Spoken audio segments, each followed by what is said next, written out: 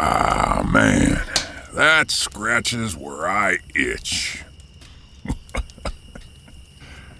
You know, we don't do this enough, Just hanging out, being bros. Just the three of us, with a good fire, some cold ones, and telling stories. Ooh, looks like you're going dry there, dudes. Let me fix that. Yeah. Alrighty, here you go. Cheers, dudes. Hey, speaking of stories, that reminds me, did I ever tell you about that one time I was camping with a few roadies from Jethro Tull in, 84? Or, maybe it was 85. Anywho, there I am in the middle of the woods with these blokes from Blackpool. Hell, do Brits even camp? So anyway, we're out there in the pitch black, with a fire going and everything, passing around a bottle of Jim Beam, and this one dude, I think they called him Spoony Bob.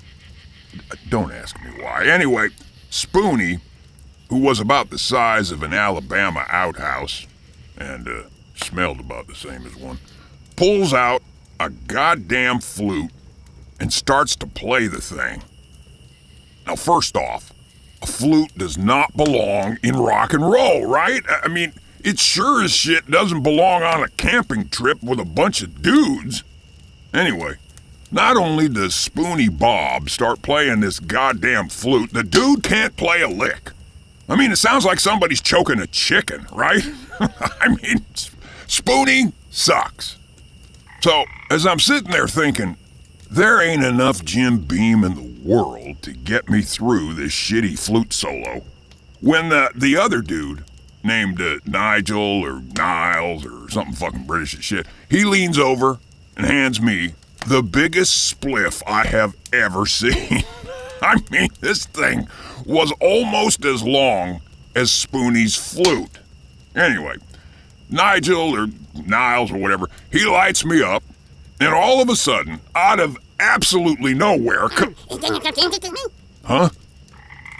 Was what peanut butter?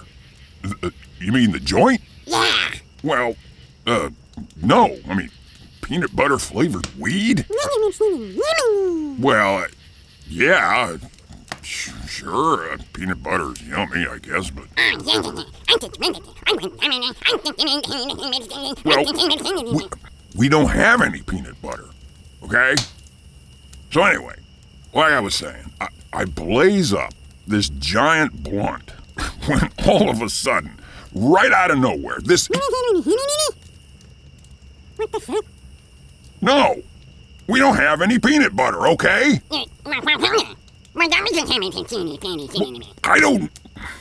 I don't know why we don't have any peanut butter. I mean, I didn't bring any peanut butter, okay? Peanut butter on a camping trip? I mean, that's like Spoony Bob bringing his damn flute. You don't bring flutes or peanut butter on a damn camping trip. So, can I finish my story now, please?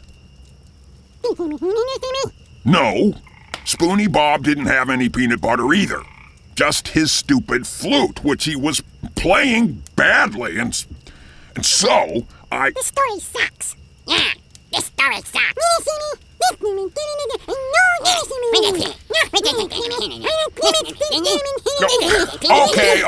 Okay, listen. Next time, I'll bring peanut butter, okay? Yeah, camping sucks. I hate camping. Yeah, me too. Camping. Boo! Yeah, penis.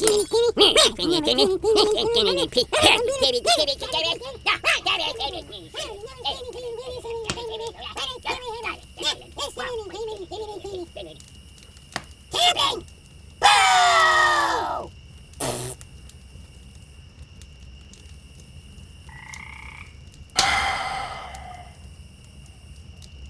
Jesus. So much for a relaxing getaway. Huh. I wonder if you actually can smoke peanut butter.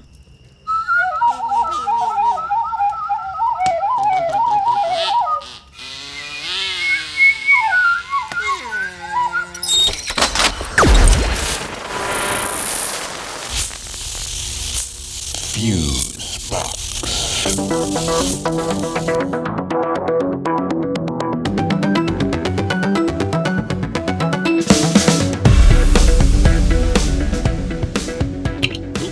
this is Fusebox number 197, Codswallop. And you are just making the whole thing up. Spinning it out of whole cloth, as they say, friends. Wait, I think you've got that yarn caught on your, Oh, this'll be good. I like spinning my own yarn.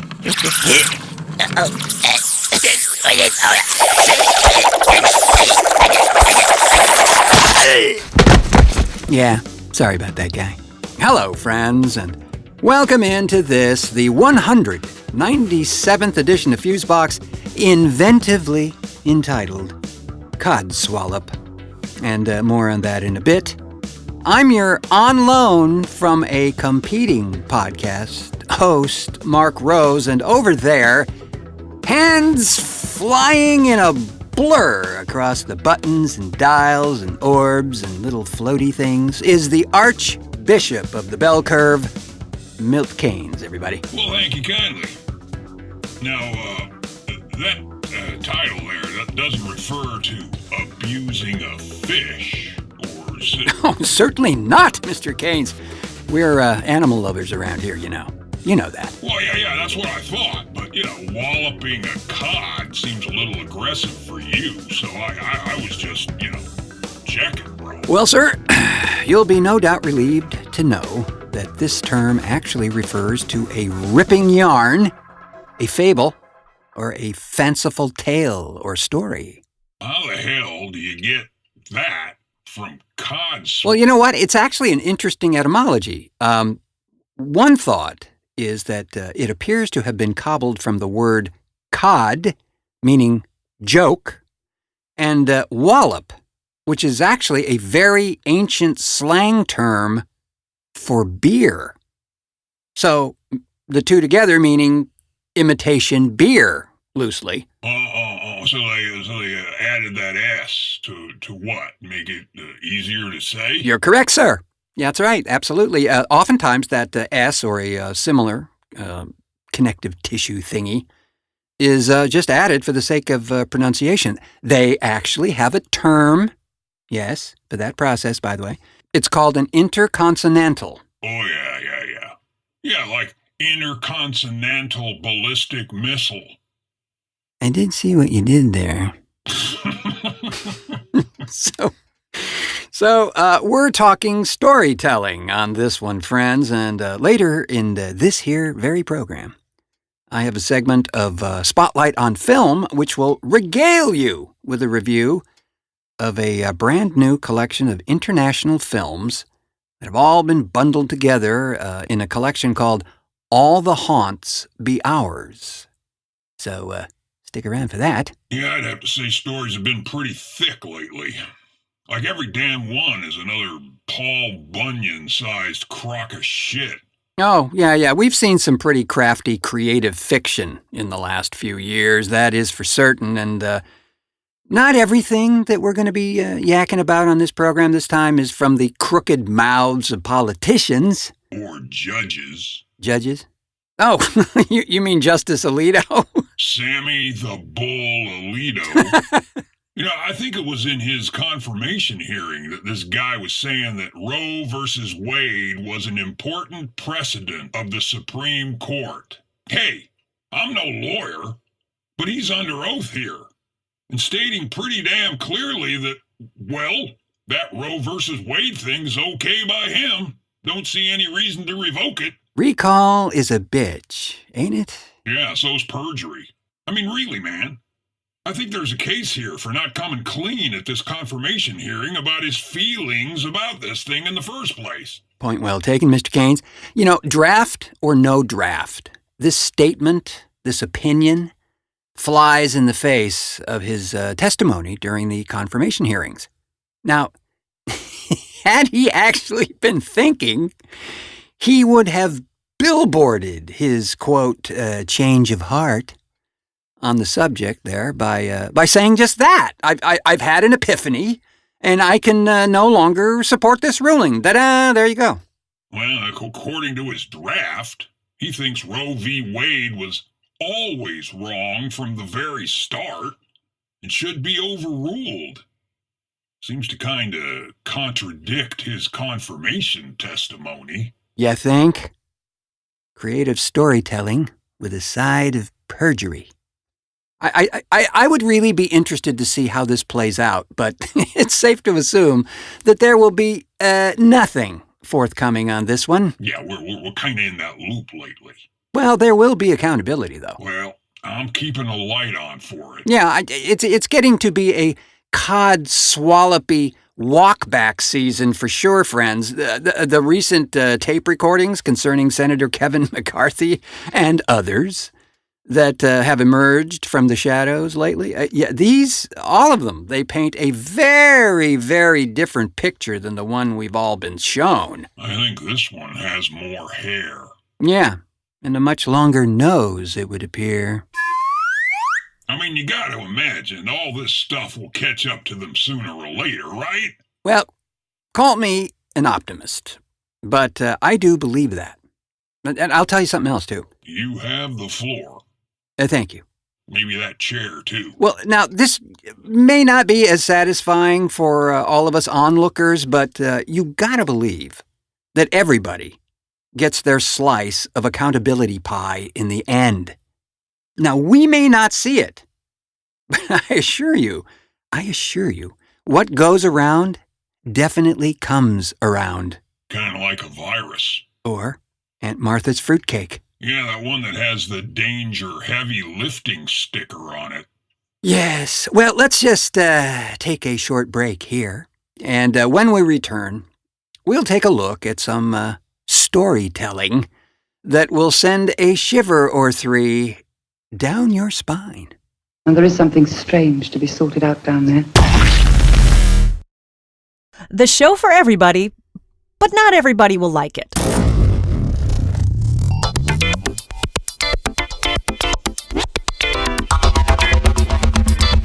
Fuseboxshow.com. We are back, friends, and since we're diving into this storytelling theme, kinda sorta, I thought it might be interesting to share a few of these stories of bizarre beasties that have lingered in our nightmares from all over this globe. Alrighty, should I maybe take a walk for a while? Oh, I know. You're not the biggest fan of these type of stories, but No, I'm not. Well, look at it this way. These are just curiosities, flights of fancy, inventions of whimsy, Mr. Keynes. Yeah, says you, the guy with the creeptacular film collection. True, but I think you will find these fascinating. Fascinating? Like watching knee surgery or... Well, judge for yourself.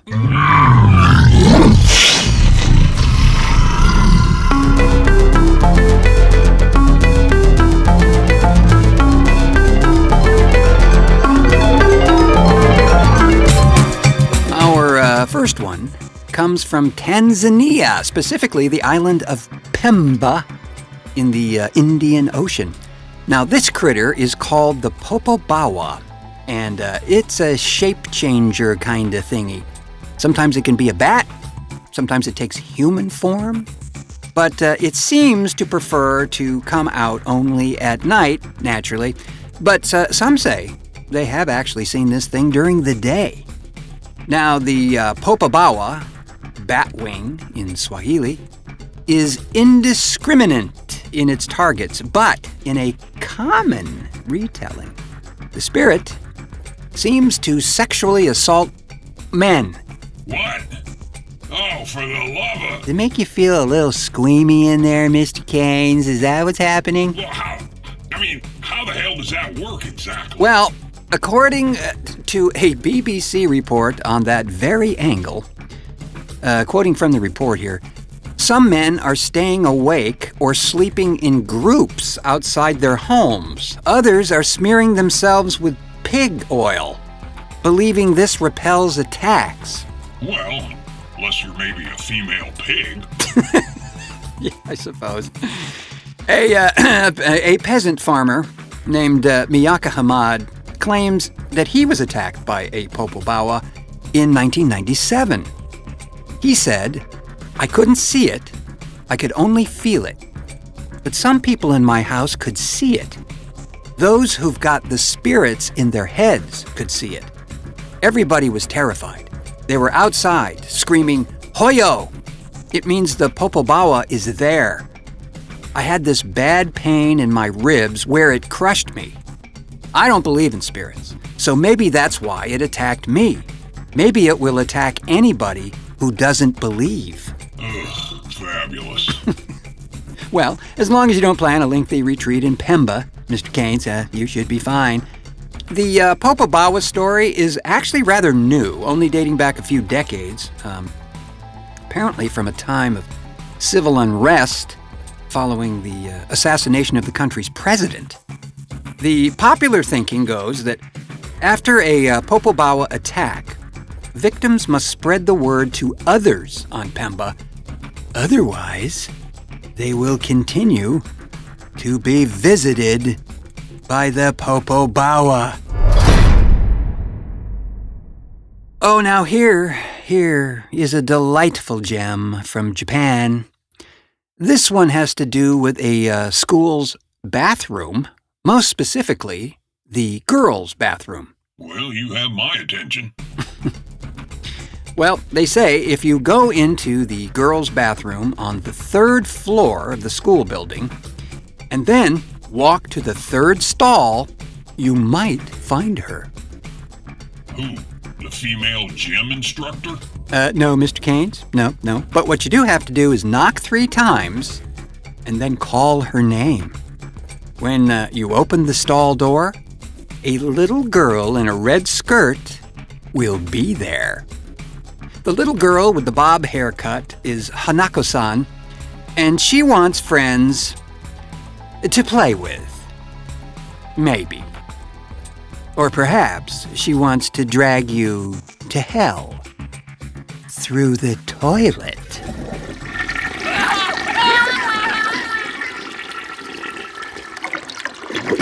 Oh, that's awesome.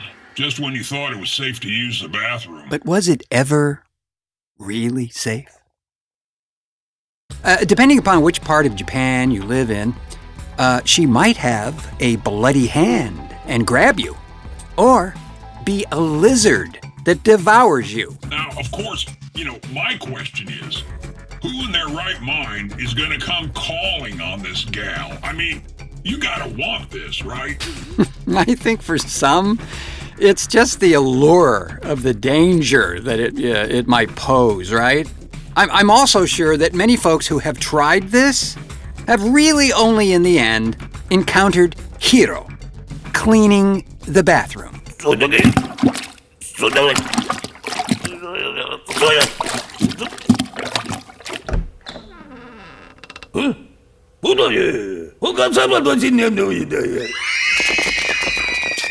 Hanako-san has become a fixture of Japanese urban folklore, apparently, over the last 70 years or so. The most popular origin story for the tale holds that during World War II, a schoolgirl was using the bathroom when a bomb fell on top of the building. The school collapsed on top of Hanako-san, who has been trapped there ever since. Oh, I get it. So it's our fault. Well, I don't know.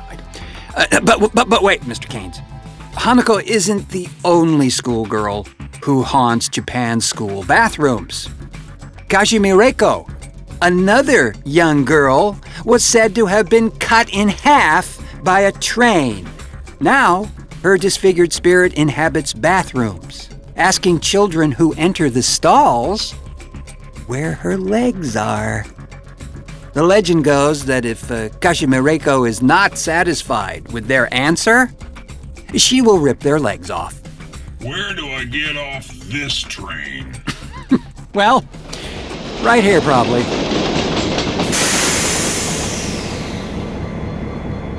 However... Oh, come on, man. I mean... No, not to worry. No, we're going to leave this area for now to feature something else. Another wondrous item, a hefty item at that, for this edition of... And now, Spotlight on Film. Friends, a real treat here, and loaded to the gills with stories. The folks at Severin have released an epic tome of materials covering an area of storytelling that is extremely specific, to say the least. This collection is called All the Haunts Be Ours. It's a compendium of folk horror, and this is a 19-film collection spread across 16 discs. Holy carp. Yes, indeed, Mr. Cades. This is a treasure trove of rarely seen and almost certainly forgotten films from all over the globe that focus primarily on what is called commonly folk horror. So, are we doing a Halloween show in May? What's up with all this? No, not really. It's just a coincidence. These things just kind of fit together, Kismet, you might say. Yeah, well, I might say I'm going to need a whiskey mug or 3 in my future.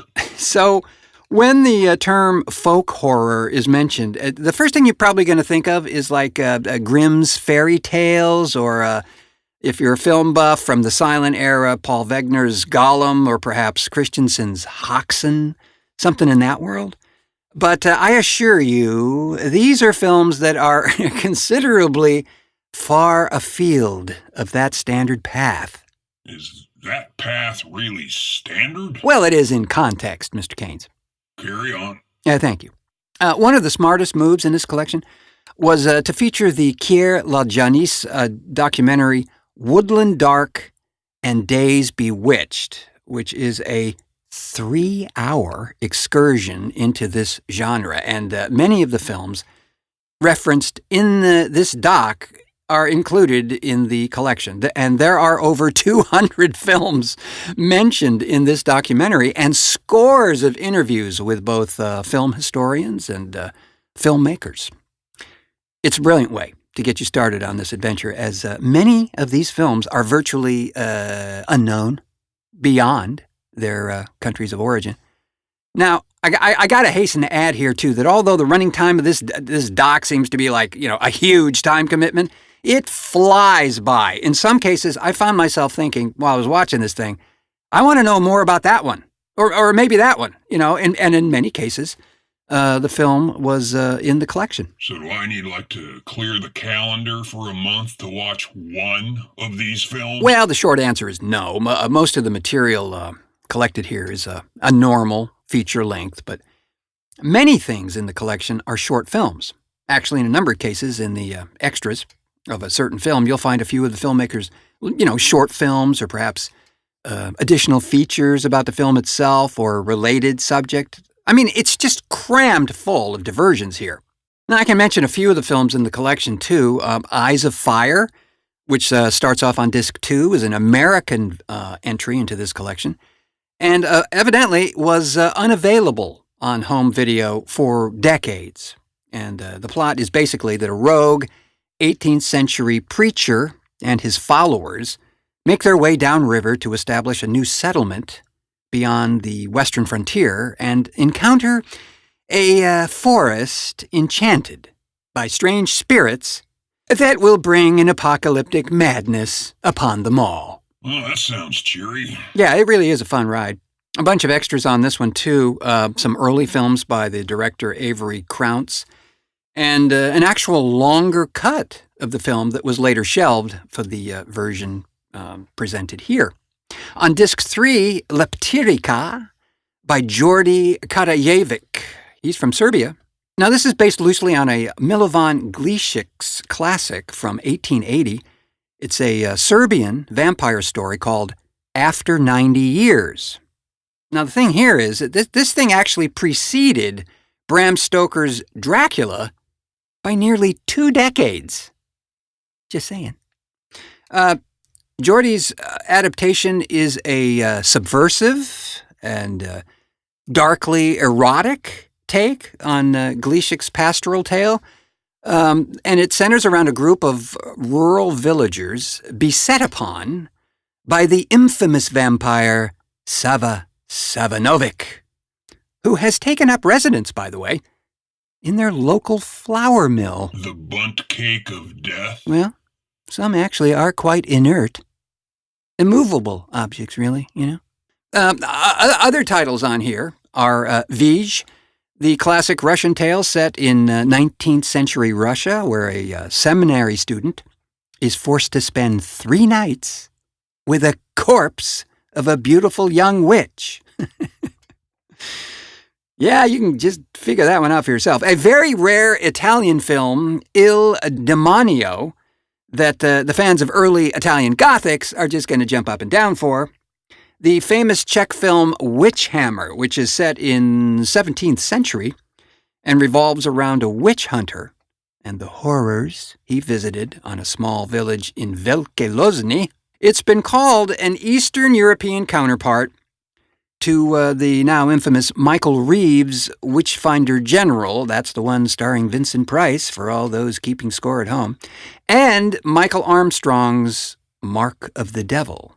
There is also this rather interesting entry from Canada, a 1991 entry called Clear Cut. And here's how they describe the plot to this. A white lawyer arrives at a remote area in northern Ontario to defend Indigenous activists who are blocking a logging company's clear cut of old growth on their land. A pacifist by nature and perceiving himself as sympathetic to Indigenous concerns, he finds his values shaken when he is paired with an angry, rogue Indigenous activist named Arthur. And he's played by Graham Greene here, so you can kind of see where this is going. Anyway, so Arthur insists on kidnapping the head of the logging company to take him deep into the forest where he hopes to teach him the price of his destruction. And the list goes on and on and on. And as I say, it's a hefty collection of material. You'll be amused for months, it sounds like. A while. And yes, but also, there is a 200-page book that accompanies this tome, and it's illustrated and wonderfully written. Details even further the films in this collection here. So, a great addition to your library, a home run for Severin, and well worth the time. All the haunts be ours from Severin, and a link to more information about this thing is in the show notes right down there. And with that, overbulging, bursting at the seams offering, we'll call it a show, friends, but not before thanking our contributors, friends, Carol Adams for splendid ideification, and Aaron Lane for also splendid ideification, and also Jeff Pollard for splendid announcification.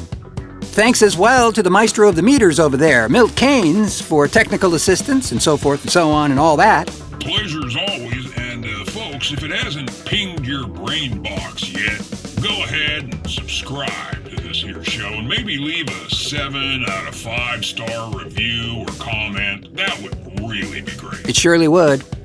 And speaking of comments, please do that, as we're going to be posting some lucky folks' comments on the various social media out there, and if we select yours, we'll give you a little something from the Fusebox store.